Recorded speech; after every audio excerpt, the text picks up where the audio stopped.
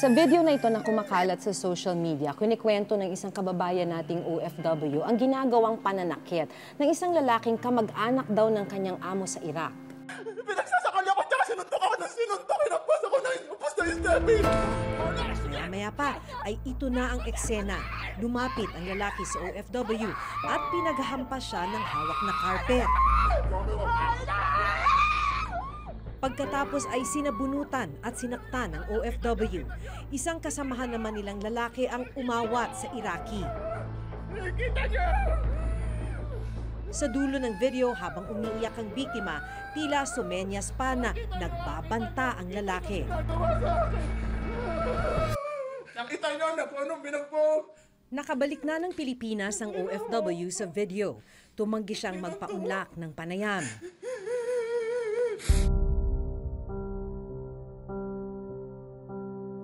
Ganito rin ang sinapit ng isa pang OFW sa Jordan.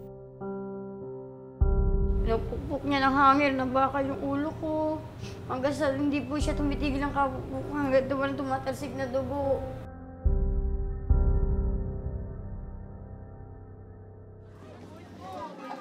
Sa loob ng kanilang maliit na barong-barong sa Pasig City, dama pa rin ng 43 taong gulang na si Aling Victoria Perda Gorda ang bakas ng mahigit 1 taong pagmamalupit na kanyang sinapit sa kamay ng kanyang babaeng amo sa Jordan. Namamaga pa ang ilang sugat sa kanyang likuran. Puno rin ng peklat ang kanyang buong katawan.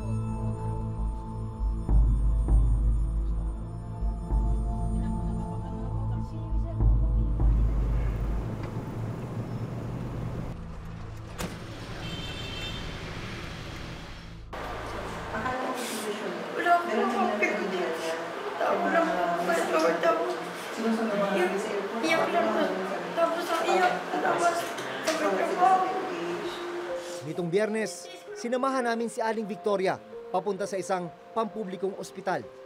Dahil doon sa repeated trauma, yung inflammation, tsaka yung fibrosis, doon sa parehas ng panga or temporomandibular joint. Kaya hindi niya maibuka yung bibig. Ibig sabihin, sa paulit-ulit na nabubugbog yung laman.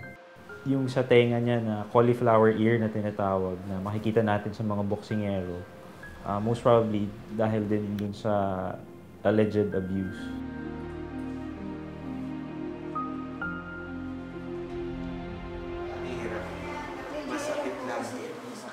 Sa tindi ng kanyang sinapit, kinailangan ng i-admit sa ospital si Aling Victoria.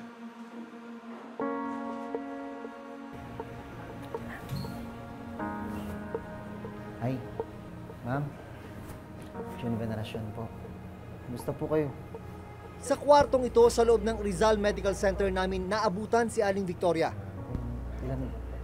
Nanlumo ako sa aking nakita. Hindi na siya halos makarinig dahil sa tindi ng bugbog na ginawa sa kanya. Balot din ng sugat at peklat ang kanyang katawan. Kwento niya mula sa malalakas na sampal, kurot, tadyak at hampas. Naging mas malala at mas matindi ang pananakit na ginawa sa kanya kahit sa maliit na pagkakamali lamang. Binuhusan po niya ito ng mainit na tubig. Tapos ito po, kinukurot niya po yan araw-araw. Yang, tenga mo. Opo, kinukurot niya araw-araw hanggang sa lumambot na yung ano niyan. Yung dito po may nakalawit po na medyo laman, hinila niya po yan. Tapos pinapukpok niya ng hangin na baka yung ulo ko. Hanggang sa hindi po siya tumitigil ng kapukpok hanggang duman tumatalsik na dugo. Pinalo rin daw siya ng bakal at kordon sa muka, ulo at iba pang bahagi ng kanyang katawan. Una po yun, hanger lang po na baka lang hinahampas sa akin pag medyo magkakamali ako. Tapos may trabaho po ako hindi natatapos, hindi po ako pinapakain. Isa na po yun. Tapos minsan napapasagot ako, yan, kukunin po niya yung bakal na kutsara, tinidor. Magkasama po yan na tinali niya, ihahampas po niya dito po. Yan, yung ganyan daw parusa niya sa mga naging katulong niya. Pinasabi niya sa akin. So hindi naman po ako makapalag. Ayaw ko po lumaban kasi lumabang ka mas patayin ka, mag lumaban ka. Eh, tiniis ko na lang po lahat. Titigil lang daw ang kanyang among babae sa pananakit tuwing nakikita na niyang dumudugo ang kanyang mga sugat. Papaliguin niyo po ako ng malamig na tubig, as in ang lamig-lamig. Tapos nung po noon, tapos ka maligo, yun, hahampasin ka ng bakal. So, malambot na po yung mga ano ng katawan mo. Hindi po tumitigil ang kahampas yan hanggat po walang nakikita ng ano pula sa sahig. Dugo? Opo, sir. Kailangan- Ayan, sir, oo. Ayan. Pag-angat po niya ng bakal, may laman po yan na lumalabas. Ang lalalim po ng mga yan. Tinitiis ko lang po yan. Sabi ko ba naman, okay lang yan, basta pauwi lang nila ako ng buhay. Kahit ano man ang dami sa katawan ko, basta buhay lang ako, uwi sa pamilya ko. Hindi raw malilimutan ni Aling Victoria ang huling beses na pinagmalupitan siya ng babaeng amo. Dahil habang sinasaktan siya sa loob ng banyo, tuluyan siyang nawala ng malay. Pinakahuling bugbog sa akin ng amo ko, doon ako nag-shutdown. Talagang hindi ko na talaga kaya, hindi na kinaya ng katawan ko yung talagang binigay niya siguro niya rin yung todo niya na paggulpi sa akin. Doon po ako nag-shutdown. Iniwan niya po ako na parang patay na aso sa lapag ng kwarto ko. Buti na lang po yung amo ko lalaki maagang umuwi. So yun po, naglinis ng kwarto ko, nilinis po yung mga sugat ko. Nagising na lang po ako, mga hapdi na yung mga sugat ko kasi kinukuskus niya ng bulak. Dahil sa takot, hindi nagawang makapagsumbong ni Aling Victoria sa mga otoridad o konsulado ng Pilipinas sa Jordan. Hindi ako matawag. Hindi ako makasumbong sa mga Pilipina doon sa baba kasi pinagbabawalan po nila akong kausapin yung mga Pilipina sa baba. Magtatapon po ako ng basura, sinusundan pa po ako nila. Paano ko makatakas? Hindi rin po ako makatakas kasi po, sabi sa akin ng babae, pag tumakas daw po ako, pagbibintang kanila ako nagnakaw. Sabi niya sa akin. So, inihintay ko na lang kung ano maging buhay ko doon sa bahay na yun. Ito yung litrato ni Victoria nung bago siya umalis, 2015. Tapos, ayun na siya ngayon. Isang malusog at masiglang Victoria, malayong malayo sa inabutan namin ngayon. Ang kanyang among lalaki raw ang nag-ayos ng kanyang mga papeles para makauwi sa Pilipinas. January 3 ng taong kasalukuyan, tuluyang nakabalik ng bansa si Aling Victoria.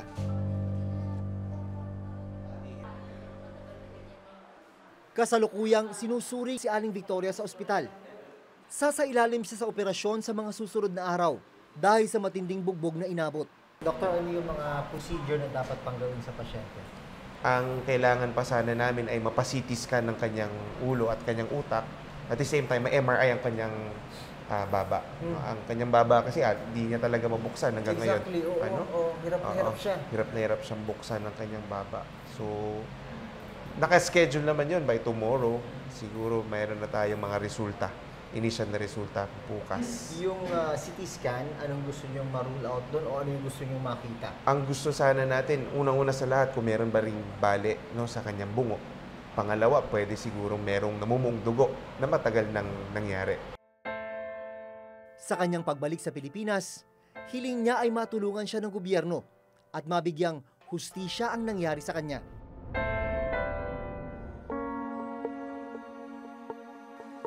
Dalawang araw bago na-admit sa ospital si Aling Victoria, pinuntahan siya ng ilang opisyal ng Overseas Workers Welfare Administration o OWA.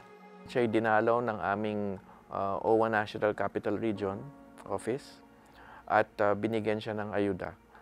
Merong medical assistance na binigay sa kanya. Siya ngayon ay nagpapagamot sa isang ospital sa Pasig. And aside from that, siyempre, mamanmanan namin yung kanyang medical process, medical treatment. And aside from that, bibigyan din namin siya ng pangkabuhayan.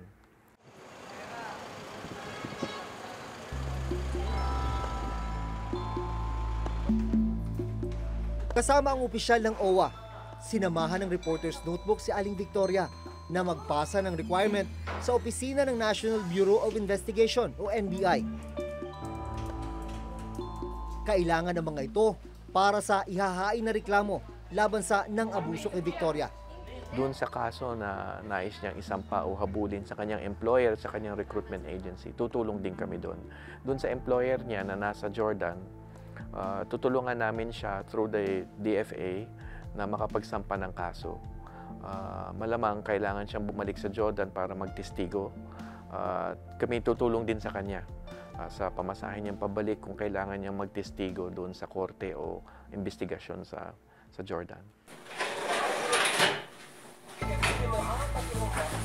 Nakuna ng video ng isang OFW sa Saudi Arabia ang pang-aabuso sa kanya ng kanyang among lalaki.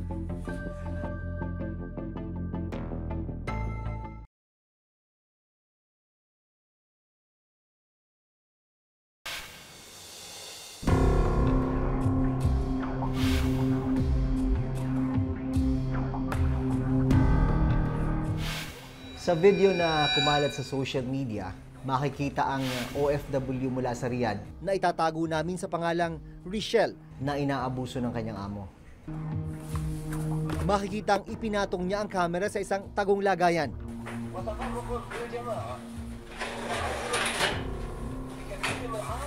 Maya-maya pa, pumasok sa eksena ang kanyang among lalaki. Biglang hinablot ng lalaki si Richelle. Pilit na niyayakap at hinahalikan ng biktima. Pero nagpupumigla si Richelle. Nagawa niyang pigilan ng amo. Kumuha si Richelle ng kutsilyo para depensahan ang sarili. Pero hindi natakot ang among lalaki at sinubukan pa ring abusuhin si Richelle. Sabi ko kung ito na i-video ko, may proof na ako sa madam ko na para makauwi na ako. Kasi nagpapaalam na po lagi ako sa madam ko na uwi na ako, madam. No, hindi ka uuwi kasi may kontrata ka. Lagi siyang ganon. Then sabi ko, ito, patunay ko na ganito yung kapatid niya. Ilang araw matapos siyang maipost ang video, tumawag sa kanya ang ehensyang nagpadala sa kanya sa Saudi at nangakong siya'y tutulungan. Sa isa pang video ni Richelle noong December 6, 2017, makikita ang pagmamakaawa niya na sana ay dumating na ang rescue na kanyang hinihintay.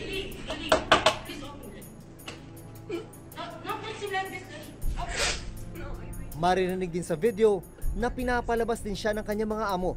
No, I'm waiting that somebody rescue me. Nagkulong na po ako sa kwarto. Sa takot ko nga po sa amo ko kasi nalaman na nga nila yung video.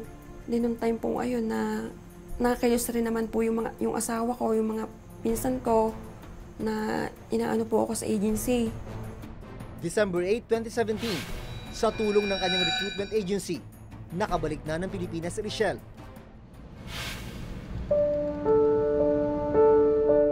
May 2016, nang magpasya si Richelle na makipagsapalaran sa ibang bansa dahil na rin sa hirap ng buhay dito sa Pilipinas. Bakit ka nag-decide umalis ng bansa?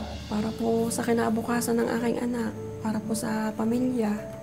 Kasi dito po wala naman trabaho na permanente ako. Sa abroad po, medyo malaki-laki yung sahod. Alam naman daw ni Richelle ang panganib sa pagtatrabaho sa ibang bansa.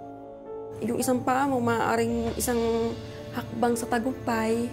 At yung isang paa mo naman po, pwedeng isang hakbang sa hukay. Sa tala ng OWA noong 2017, aabot sa 2,167 na kaso ng pang-aabuso sa OFW ang naitala. Ito ang mga kaso ng maltreatment na may 1,867 na kaso, 217 na kaso ng sexual abuse at harassment, at 83 naman ang kaso ng panggagahasa sa OFW. Kailangang matiyak daw na maayos ang dadatnang trabaho roon ng ating mga kababayang nakikipagsapalaran upang matiyak na hindi sila mapunta sa mapang-abusong employer. Dapat ay masiguro ring may malalapitan ang sinumang OFW na nakakaranas ng pang-aabuso.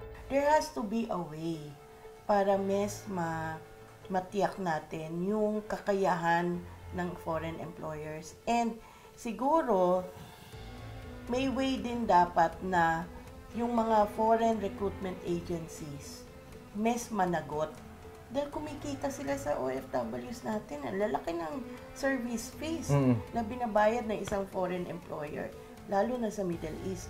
Meron tayong mga welfare officers on the ground sa lahat ng lugar kung saan maraming OFW sa buong mundo. Mga 37 na lugar. Yung mga welfare officers natin, sila yung mata at tainga natin on the ground sa ibang bansa at sila ay pwedeng takbuhan.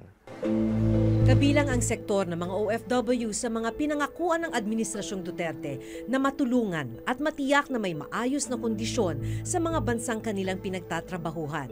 Somebody rescue me. Meron din kaming mga ilang facilities kung saan pwede silang lumagi habang naghihintay sila ng kanilang plete o opportunity na makauwi sa kanilang home provinces. Bukod sa pisikal at sexual na pang-abuso, malaking hamon sa mga distressed OFW ay kung paano sila magsisimula pag-uwi dito sa Pilipinas. Problema, yung mga naaabuso, the moment na umuwi sila, parang huminto na dun eh.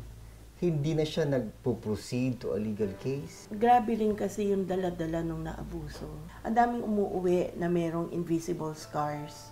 Hindi natin nakikita, may manifestation, pero yung lalo na kung solo parent, lalo na kung nanay, madalas yung mga ganyan, tinitiis na lang nila eh.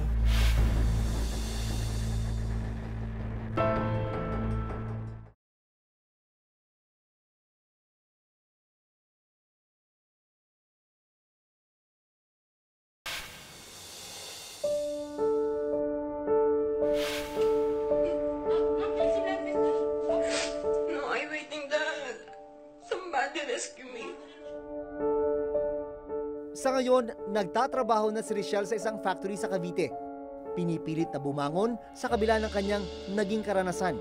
Thankful pa rin po ako na ganun na lang yung nangyari sa akin. Kung sa problema po, parang ito lang ako, pero yung mga iba po, ganito. Kaya para po sa akin, maswerte pa rin po ako. Habang si Victoria, patuloy na nagpapagaling ngayon sa ospital. Hiling nila, hindi na mangyari sa iba ang kalupitang dinanas nila.